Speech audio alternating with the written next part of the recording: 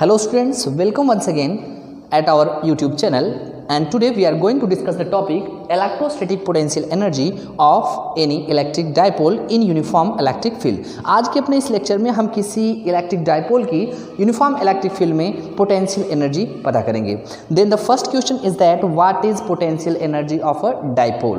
तो डाइपोल की potential energy क्या होती है, चलिए डिफाइन कर लेते हैं कि the amount of work done in rotating a dipole from perpendicular situation to the electric field to any other situation is stored in the form of energy in the dipole which are called as electrostatic potential energy of the dipole। देखिए, अगर हमारे पास कोई dipole है और dipole को कहाँ से हम रोटेट करा रहे हैं, परपेंडिकुलर सिचुएशन से, यानी इलेक्ट्रिक फील्ड के परपेंडिकुलर सिचुएशन में अगर कोई डाइपोल रखा गया है तो परपेंडिकुलर सिचुएशन से उसको हम कुछ एंगल अगर मूव कराएं, मैंने रोटेट कराएं, तो वर्क डन होगा, यानी कि रोटेट कराने में जो वर्क डन होगा वही उस डाइपोल में एनर्जी के फॉर्म में स्टोर हो जाएगा और जिसको हम लोग बोलेंगे electrostatic potential energy of the dipole. In the previous lecture we also define the amount of work done in rotating any dipole in uniform electric field. चलिए आइए देख लेते हैं। We also know that the work done in rotating a dipole from angular position θ1 to θ2 in uniform electric field. किसी uniform electric field में किसी dipole को θ1 angular position से θ2 एंगुलर पोजीशन तक रोटेट कराने में जो वर्क डन होता है वो हम लोग फाइंड करते हैं। W is equal to PE cos θ1 minus cos θ2। Equation इसको बनाते हैं फर्स्ट। बट हियर अगर हम लोग यहाँ पे बात करें, बट हम लोग लिख सकते हैं कि बट हियर अगर यहाँ पे हम लोग देखें तो हियर θ1 विल बी 90, क्योंकि हम परपेंडिकुलर सिचुएशन से मूव कर रहे हैं, θ1 90 लेंगे and θ2 let us suppose the dipole rotates through angle theta, then θ2 will be theta हम लोग एज्यूम कर लेते हैं। Substituting the value of θ1 and θ2 in this equation we get work done W is equal to PE, आपको मिल जाएगा cos 90 minus cos theta. The value of cos 90 is also equal to the sine 0, that is 0। इसकी value जो होती है वो 0 होती है, तो W आपको मिलेगा PE और ये मिल जाएगा 0 माइनस cos थीटा। चलिए इसको सॉल्व कर लेते हैं। तो W इज इक्वल टू आपको मिलेगा minus PE cos theta. Equation इसको बनाते हैं second. But according to the definition of potential energy of dipole, the work done is also equal to the potential energy। आपने definition में क्या कहा कि जो work done होगा वही potential energy की इक्वल होगा, बट हम लोग लिख सकते हैं कि according to definition, हमने जो definition दिया अगर उसके according हम देखें तो work done is equal to the potential energy which is denoted by U। तो हम लोग यहाँ पर work done की जगह potential energy लिख सकते हैं, यानी कि potential energy कितना निकल करके आएगा, ये आएगा minus PE cos theta. This is the potential energy of any electric dipole in uniform electric field, that is U is equal to minus PE cos theta। There are some important facts about the potential energy of dipole which are given below। यहाँ पे कुछ important facts हैं जिसको हम लोग note करके यहाँ पे देख रहे हैं। The first fact, यहाँ पे अगर हम पहले फैक्ट की बात कर ले तो हम इसको वेक्टर फॉर्म में लिखना चाह रहे हैं, इन वेक्टर फॉर्म। अगर हम इस इक्वेशन को वेक्टर फॉर्म में लिखना चाहें तो हम लोग कैसे लिख सकते हैं कि U is equal to minus P dot E, यानी कि इसको हम लोग लिखेंगे माइनस P डॉट E। तो ये आपका वेक्टर फॉर्म है। As A dot B is equal to AB cos theta, that is P dot E is equal to PE cos theta। Here the dot product is used, so U will be scalar। तो ये कौन सी quantity होगी आपकी, ये होगी आपकी scalar quantity, क्योंकि यहाँ पर डॉट प्रोडक्ट है। अगर इसके हम यूनिट की बात कर लें तो इसका यूनिट है तो ये पोटेंशियल एनर्जी, तो इसकी यूनिट जो होगी वो जूल ही होगी। अगर हम डायमेंशन फार्मूले की बात कर लें तो डायमेंशनल फार्मूला जो इसका होगा वो होगा mL²T⁻²। This is the dimension formula of electrostatic potential energy of dipole। Now there are some cases in which we calculate the electrostatic potential energy। मान लेते हैं कि if थीटा, अगर हम लोग मान लें कि if theta is equal to 0 degree, अगर जो थीटा है वो 0 डिग्री है तो क्या होगा, हम लोग इस इक्वेशन में सब्स्टिट्यूट करेंगे। तो चलिए देख लेते हैं। तो then U is equal to minus PE cos 0। cos 0 is equal to sine 90 is equal to 1, तो आपको वैल्यू मिलेगी माइनस PE, और ये वैल्यू जो है वो आपका मिनिमम वैल्यू मिल रहा है, यानी कि U जो है वो मिनिमम मिल रहा है, तो ये हम लोग लिख सकते हैं is equal to U minimum. और आपको पता होना चाहिए कि when the potential energy is minimum then it is called stable equilibrium state. तो इसको हम लोग अगर U मिनिमम मिला यानी कि माइनस PE मिला तो इसको हम लोग बोलते हैं स्टेबल, यहाँ पे आप लिख सकते हैं स्टेबल इक्विलिब्रियम, या फिर हम लोग लिख सकते हैं स्टेबल इक्विलिब्रियम स्टेट।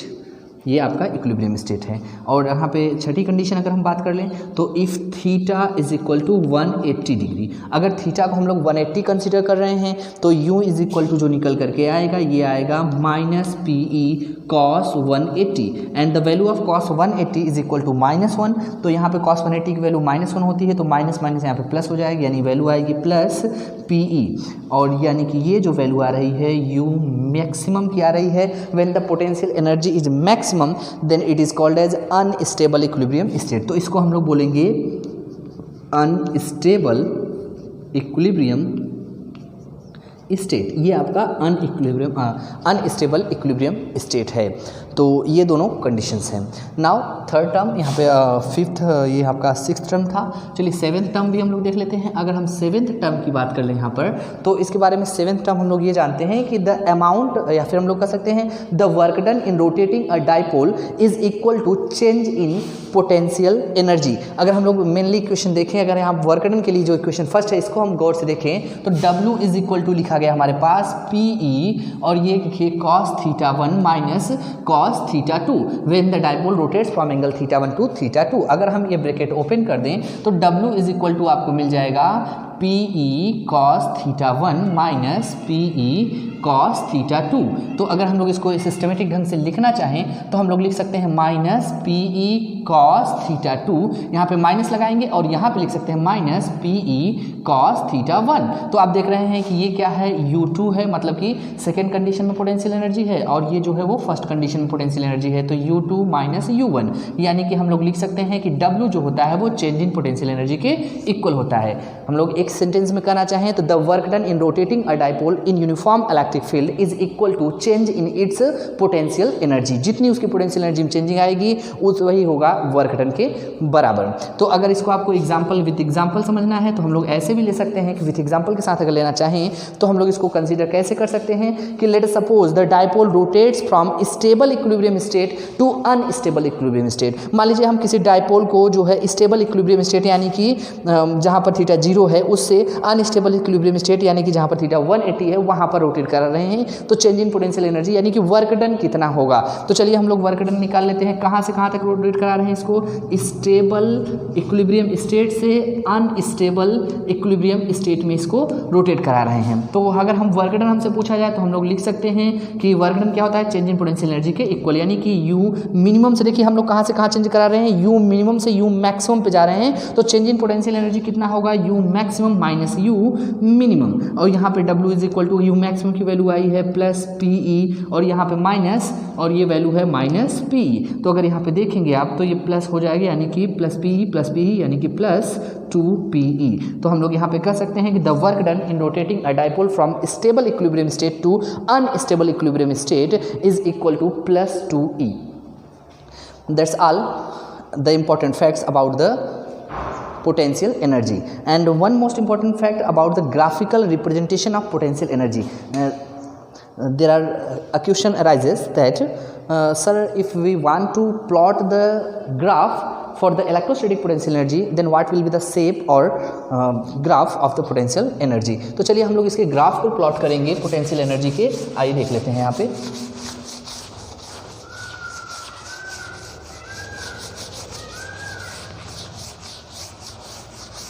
चलिए हम पोटेंशियल एनर्जी के ग्राफ को प्लॉट कर लेते हैं। तो हम लोग इसको 9th पॉइंट ले सकते हैं। 9th पॉइंट क्या है, ये graphical representation. Graphical representation graphical representation. तो ग्राफिकल, इसको हम ग्राफिक्स में कैसे रिप्रेजेंट करेंगे चलिए देख लेते हैं। तो सबसे पहले हम लोग क्या करते हैं कि यहाँ पे जो इक्वेशन हमारे पास है u is equal to minus P E cos theta, तो आप गौर करेंगे यहाँ पर तो पी ई तो कांस्टेंट है, माने कि डायपोल का जो डायपोल मोमेंट है वो फिक्स है, इलेक्ट्रिक फील्ड यूनिफॉर्म है तो वो भी फिक्स है। तो यहाँ पे हम लोग लिख सकते हैं कि u directly proportional to minus, ये आ जाएगा कॉस थीटा, जो u है वो कॉस थीटा के नेगेटिव वैल्यू के डायरेक्टली प्रोपोर्शनल है। तो कभी भी ग्राफ प्लॉट करने के लिए हम लोग क्या करते हैं, एक टेबल प्लॉट करते हैं। तो यहाँ first of all we draw a table, हम लोग सबसे पहले एक टेबल प्लॉट करेंगे। इसमें थीटा की डिफरेंट वैल्यू लेकर के हम यू की डिफरेंट वैल्यूज ऑब्टेन करेंगे। इस पर हम लोग क्या करते हैं, थीटा कंसिडर कर लेते हैं और इस पर यू कंसिडर कर लेते हैं। थीटा की वैल्यू जब हम लोग 0 लिए थे, आप लोग इससे पहले निकाल चुके हैं, जब थीटा की वैल्यू हम लोग 0 लिए थे तो वैल्यू आई थी यू की माइनस पी ई, यानी कि u की वैल्यू कितनी मिलेगी, माइनस पी ई मिलेगी। इसी तरीके से थीटा की वैल्यू जब हम 90 लेंगे यानी कि π/2 लेंगे तो जो u की वैल्यू है वो मिल जाएगी, यानी कि cos 90 अगर आप वैल्यू रखेंगे cos 90 है 0 तो यहाँ पे 0 मिलेगा। तो फिर से हम लोग आगे ले लेते हैं। नेक्स्ट अगर π/2 के आगे हम लोग चले तो पाई ले सकते हैं, यानी कि 180 डिग्री। 180 डिग्री पे आप देख रहे हैं कि वैल्यू कितनी आ रही है, ये प्लस पी ई आ रही है, तो हम लोग यहाँ पे लिख सकते हैं प्लस पी ई। सिमिलरली अगर हम लोग यहाँ पे एंगल 3π/2 ले लें, अगर 3π/2 ले लें तो फिर से आपको वैल्यू मिलेगी 0। आप रख करके दे सकते हैं 270, cos 270 की वैल्यू भी यहाँ पर 0 ही मिलेगी। नेक्स्ट आप लोग अगर यहाँ पे 3π/2 के बाद हम लोग 2π यहाँ पे कंसिडर कर लें तो 2π पे जो वैल्यू आएगी वो फिर से आएगी माइनस पी ई। अब इन्हीं पॉइंट्स को हम लोग ग्राफ में प्लॉट करेंगे। ग्राफ कैसे प्लॉट करेंगे चलिए आइए देख लेते हैं। हम लोग पहले सबसे पहले यहाँ पे 2 एक्सिस लेंगे। ग्राफ प्लॉट करना आपको बताया गया इससे पहले। इस पे हम लोग क्या ले लेते हैं, पोटेंशियल एनर्जी। देखिए जो चीज़ें हम बदलते हैं उसको एक्स एक्सिस के अलॉन्ग, और हमारे बदलने से जो चीज़ें बदलती हैं उसको वाई एक्सिस के अलॉन्ग लेते हैं। तो हम क्या बदल रहे हैं, एंगल बदल रहे हैं। तो थीटा को हमने एक्स एक्सिस पे ले लिया और यू जो है थीटा के बदलने से बदल रहा है इसलिए इसको वाई एक्सिस पे ले लिया। ये 0 का पॉइंट हो गया। यू की मैक्सिमम वैल्यू जो है वो प्लस पी ई है और जो मिनिमम वैल्यू है वो है माइनस, यहाँ पे आप लिख सकते हैं माइनस पी ई है। तो इसी के बीच में ग्राफ प्लॉट किया जाएगा। चलिए देख लेते हैं। तो जब 0 था तो पोटेंशियल एनर्जी माइनस पी ई है, मतलब कि पहला पॉइंट यहाँ पर है। यहाँ पे आप चाहे तो बराबर दूरियों पर ये एंगल ले सकते हैं। तो ये हो गया 0, π/2, पाई, 3π/2 और ये हो गया 2π, ये एंगल्स हो गए। तो चलिए प्लॉट कर लेते हैं। π/2 पे कितना आया, π/2 पे 0 है तो हमारा दूसरा पॉइंट ये हो गया। तीसरा पॉइंट पाई पे देखें तो पाई पे प्लस पी ई है, यानी कि पी ई के सीध में यहाँ पे होगा ये तीसरा पॉइंट। चौथा पॉइंट 3π/2 पर फिर से 0 मिल गया आपको और 2π एंगल पर मिला माइनस पी ई, मतलब कि माइनस पी ई यहाँ पर पॉइंट्स होगा। तो इन्हीं पॉइंट्स को जब आप लोग एक लाइन से ज्वाइन करेंगे तो आपको एक ग्राफ निकल कर आता हुआ मिलेगा। यहाँ पे देख सकते हैं आप, ऐसे ही ग्राफ आपको मिलता जाएगा। आप देख सकते हैं यहाँ पे, तो इस तरीके का ग्राफ आपको मिलेगा। This is the graph of electrostatic potential energy with the theta. ये थीटा के साथ इलेक्ट्रोस्टैटिक पोटेंशियल एनर्जी का ग्राफ है। Thanks for watching and I really appreciate your time.